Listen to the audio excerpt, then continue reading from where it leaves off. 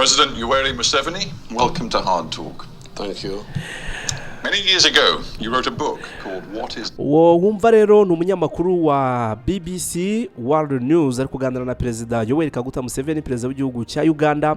Ibi bibaye cyangwa se iyi video yongeye kugarukaho cyane, yongeye kugaruka mu bitangazamakuru, yongeye kuvugwaho cyane mu gihe mu gihugu cya Uganda ku itariki 15 z'uku kwezi turimo kwa mbere kwa 2026 baza gutangira amatora y'umukuru w'igihugu ndetse n'ay'abadepite. Amatora Perezida Yoweri Kaguta Museveni nawe agiye kwiyamamazamo kuri manda ye ya kenshi gashoboka.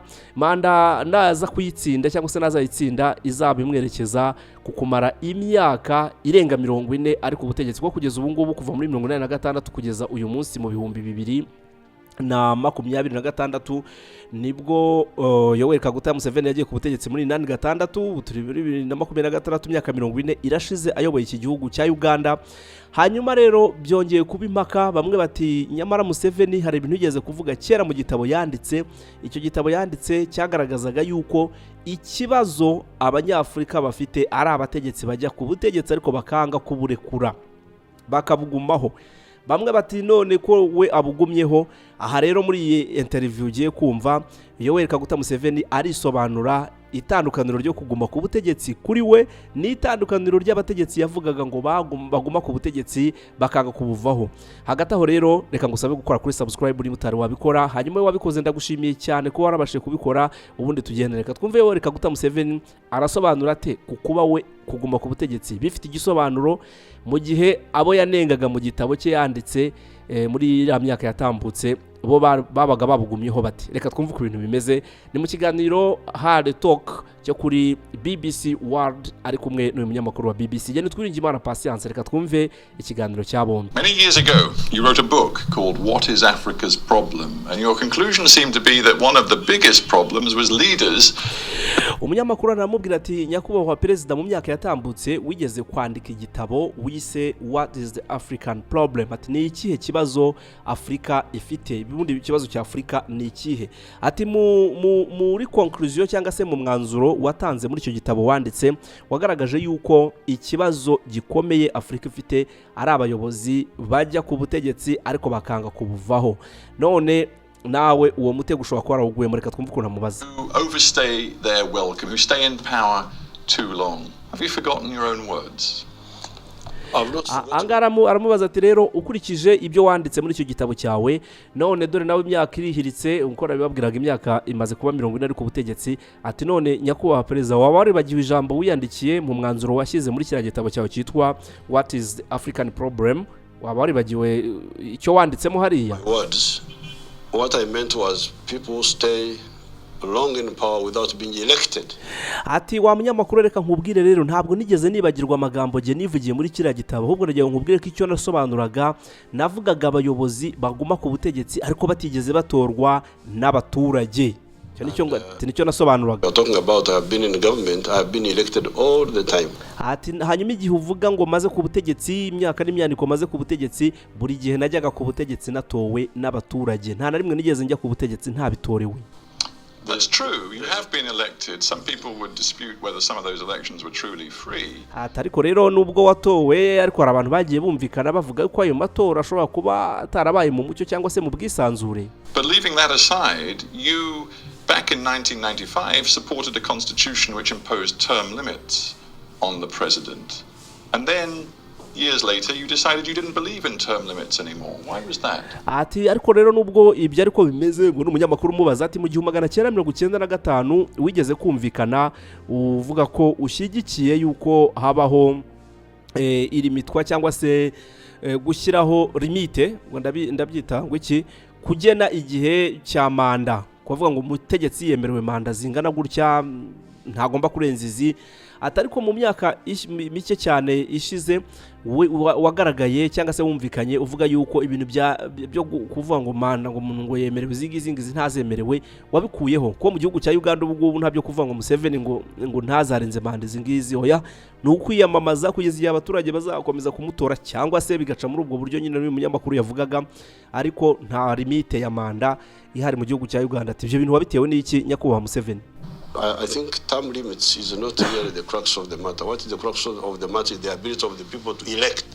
Ati wa mugabo weruka nkubwire ibyo byo kuvuga ngo term limits byo kuvuga ngo manda ngo ntago ugomba kurenza izina ziri ati ndumva icyo ngicyo atari cyo gifite imbaraga cyangwa se umuntu agomba guhanga ha amaso atahubwo icyo umuntu agomba guhanga ha amaso ese abaturage bemererwa gutora cyangwa ntabwo babyemererwa or otherwise. I think we are leaving the core issues and going for the peripheral issues, the forms rather than the substance. We'll get to the substance, but just one other thought. Ati rero ndatekereza yuko ahubwo twe turareba ikintu kiri aho ngaho cy'imbumbe turi kureba n'amaso ariko ntabwo turi guha agaciro ikirimo imbere igikwiye kwitabwaho undi ati ngaho reka tujye kugikwiye kwitabwaho aricyo cy'ingenzi kigira n'abantu akamaro cyangwa se igihugu akamaro reka twumve icyo cy'ingenzi cyari cyo.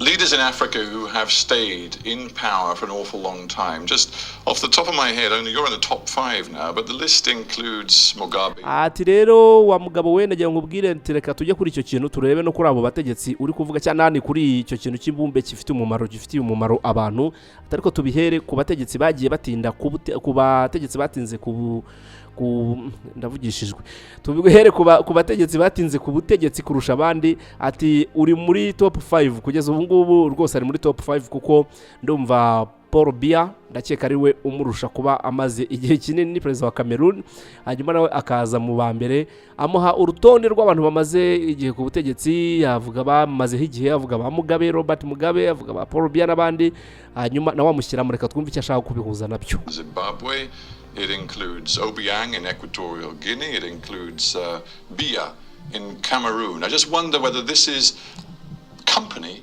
that you are proud to keep.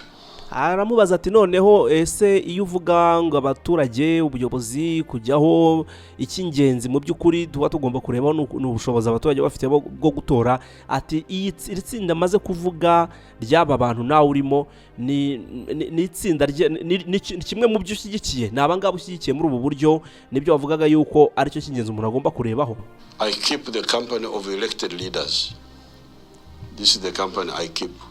Elected through competitive elections. Ati jewe nshyigikira umuntu wari we wese ujya ku butegetsi nshyigikira abayobozi bajya ku butegetsi byanyuze mu matora ariko amatora yajemo uguhangana hagati ye ndetse n'abandi yabashije guhigika ati je n'ubwo nshyigikira ibindi byose rwose ntago mbirebaho from the beginning. So that's the issue, but more important you should ask the question of what does Africa need? Is it just change of leaders or is it programs? Atariko hagati aho mbere yuko tujya no kuri ibyo by'abayobozi ubundi tugomba kwibaza ikibazo ubundi ni iki Afrika ikeneye.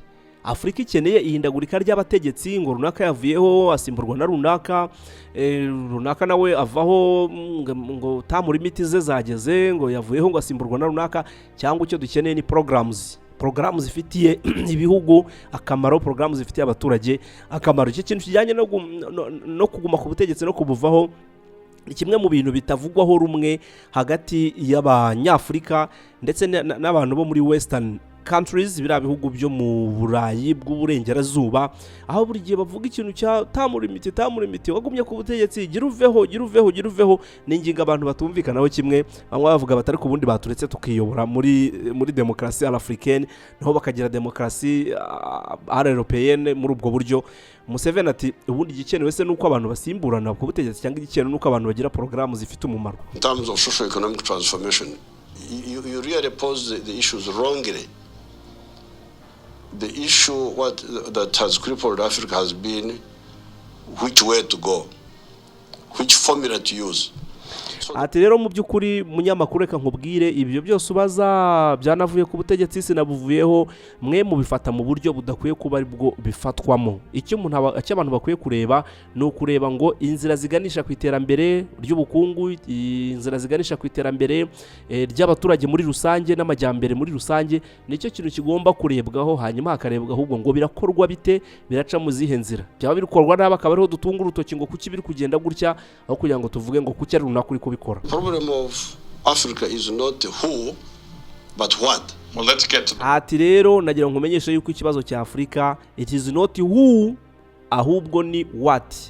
ntabwo ari ikibazo cya Afurika cyangwa ibihugu byo muri Afurika dufite, ntabwo ari runaka ngo ni runaka ubitera ni runaka ubitera, ahubwo ni ikihe kibazo, ni iki, ntabwo ari runaka tugomba kurebaho. uwo ni Museveni ubivuga. Let's try to define what the Museveni strategy for Uganda has really amounted to. And let's start with politics, and let's start with notions of pluralism, democracy, multi-party democracy, and the right to dissent. Ati rero nyakubahwa Museveni, reka noneho turebe kuri icyo kintu wavugaga kijyanye na wata, ariko kandi turebe n'imiterere y'ubutegetsi bwawe. Noneho reka turebe ku ngingo irebana no kwemera urujya n'uruza, gusa nabyita urujya n'uruzara, amashyaka menshi, ibintu by'amashyaka menshi, guha umwanya batavuga rumwe n'ubutegetsi n'uburenganzira bwo kwigaragambya. Ati turebe uko byagenze. Atanga urugero rw'imyigaragambyo yari yabaye mu myaka yatambutse, imyaka 11 irashize. Ati uko abantu bitwaye muri biriya bihe, ibyo urabivugaho iki, urabibuza gute na demokrasi yawe cyangwa se uburyo bwa demokrasi usobanura muri Afurika? And thinking particularly of your security forces reaction to popular protests. Ati kandi aho ngaho nagira ngo bidusobanure nyine ubihuza n'uburyo ingabo zawe, arazita ingabo ze, ariko ni ingabo z'igihugu, uburyo zitwaye muri ibyo bihe by'imyigaragambyo ubwo abaturage bigaragambya. At all, I have no problem with the dissent, and we had no problem with the popular manifestations. The only contention was when you engage in a manifestation or a demonstration. Nagira ngo banze wumve iki kintu Museveni agiye kuvuga. Umunyamakuru yamamubaza ku bintu byo kwigaragambya, ngo abaturage bakomwe mu nkokora, abaturage bamwe inzego z'umutekano zashyizemo imbaraga cyane zirabahagarika. Museveni agiye kumubwira ikintu gikomeye cyane, kugira ngo ugitege amatwi, amubwira ati ntabwo mfite ikibazo kuri urwo ruhurirane rw'amashyaka menshi, nta nubwo mfite ikibazo cyangwa se ngirana ikibazo n'abantu bigaragambya, ati ahubwo ikibazo ngirana n'uburyo bigaragambya. Mureka twumve kuri iyi ngingo yo kwigaragambya. Iyi nayo yabaye iturufu ikomeye mu bihugu by'amahanga, aho bavuga ngo abantu mubareke bigaragambye, kandi bo bakwigaragambya induru zikaba induru, n'abateje n'abari bari inyuma y'iyo myigaragambyo bakabajyana mu nkiko. Ubwo mbivuze kubera ko ndi gutekereza ibiri kuba muri Iran these days. Muri Iran abaturage barimo barigaragambya, iyo nkuru nshobora kuza kuyigarukaho mbasobanurira igiye kure ku bijyanye n'impamvu nyamukuru. Hari umugabo usanzwe wa muri Leta Zunze za Amerika, ni umugabo wahoze ari umwana w'umutegetsi wasimbuwe n'abayatora. Ibyo ndaza kubigarukaho neza. Barimo barigaragambya, ariko Leta Zunze za Amerika ziravuga ngo muri bareke bigaragambye, ngo abantu muri kubabuza kwigaragambya. Kandi nabo hari igihe hajya haba imyigaragambyo bikaba ibibazo bikomeye cyane. Iyi ngingo y'imyigaragambyo mvuko Museveni we ayivuga, ndetse n'icyo bisobanuye kuba abantu bakwigaragambya cyangwa se batakwigaragambya kuri we. You should respect the right of others. Kampala is still a crowded city. The infrastructure is, the roads are still narrow. Ati mu gihe myigaragambyo nemera n'imyigaragambyo yubaha uburenganzira bw'abandi. Ati Kampala uko muyizi ni umujyi ucukitse, ni umujyi urimo abaturage benshi, ni umujyi ufite imihanda navuga atari ya mihanda ya kijyambere cyane. Ati rero reka twumva ahuza ibi bikorwa remezo n'uyu mujyi wa Kampala. Our argument with those groups was that if you want to demonstrate, agree with the police where to demonstrate and which routes to follow. That's all. Ati icyo jewe nsaba abigaragambya n'igihe baba babiteguye byose nuko bagomba kwemeranya na polisi ngo niyihe mihanda bari buze kunyuramo bigaragambya, ni ubuhe buryo bari buze kubigenza bigaragambya, pana ibintu byo kwiroha mu mihanda bagenda batwika cyangwa se basenya ibyo babonye byose. Ati ni icyo cyonyine ndebaho. Reka ngarukira ahangaha kuri Museveni, perezida w'igihugu cya Uganda. Ingingo yengera ngo mwayumvise. Kugeza ubu hari ibihugu usanga agakomye kose bajya mu muhanda. Urugero rufatika ni igihugu cya Kenya. Muri Kenya agakomye kose bajya mu muhanda. Muri Kenya agakomye kose bajya mu muhanda, bagatwika amapine, bagasenya inzu, ibikorwa remezo, bakataka kuri polisi bagasenya, bakajya hirya no hino bagasenya.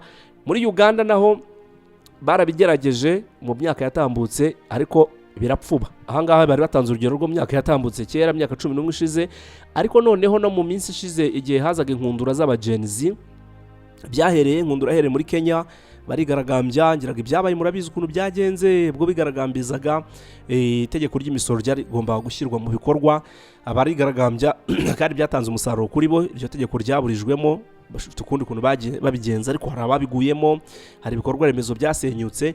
Nyuma muri Uganda nabo abajenizi bashaka kuzamuka bavuga bati turigaragambye kubera corruption iri muri iki gihugu mu nzego z'ubutegetsi. Museveni arababwira ati boza ukuru nimukire n'umuriro, don't play with the fire. Biza kurangira iby'imyigaragambyo babyihoreye. Ejo bundi kwa Suluhu Hassan muri Tanzania amatora araba, nabwo barigaragambya, biza kurangira nabwo nta kintu bagezeho. Iyi ngingo y'imyigaragambyo aba banyaburayi bavuga bati mureka abantu bigaragambye koko ni uburyo bwiza bwo gukemura ibibazo. Icyo ni ikibazo mbaza, umbwira uko byumva nawe. Hanyuma se ku ngingo ya Museveni ivuga ngo abigaragambya bagomba kumvikana na polisi aho baza kwigaragambiriza, ubwo biba bimeze nko kugaragaza ikibazo, bishobora kuba byatanga ikibazo aho inzego muri kugaragaza ko zidashoboye mwumvikana ngo mudufashe tugaragaze ko mudashoboye, bateka tubafashe mugaragaze ko tudashoboye, ariko mubikore munyuze ahangaha timutwereka aho duca tubereka ko mudashoboye. Icyo kintu cyo kirashoboka, cyangwa ikiruta nuko wavuga ngo nta myigaragambyo yemewe hano, bikagira inzira bikarangira. Yoweri Museveni wamwumva ute? Tanga ibitekerezo byawe, hanyuma uvuga no ku ngingo irebana n'iki kintu cyitwa gutinda ku butegetsi. Yoweri Museveni avuga ngo it is not about who, it is about what. Ntabwo tugomba guhanga ijisho kuri ninde uri ku butegetsi, ahubwo tugomba guhanga ijisho kuri niki ari gukora. Mugire ibihe byiza rero, mukomeze mubane natwe. Nitwiringe Imana Patience, ni Beacon of Hope Magazine TV. Dukomeze tubane kandi dusangire amakuru.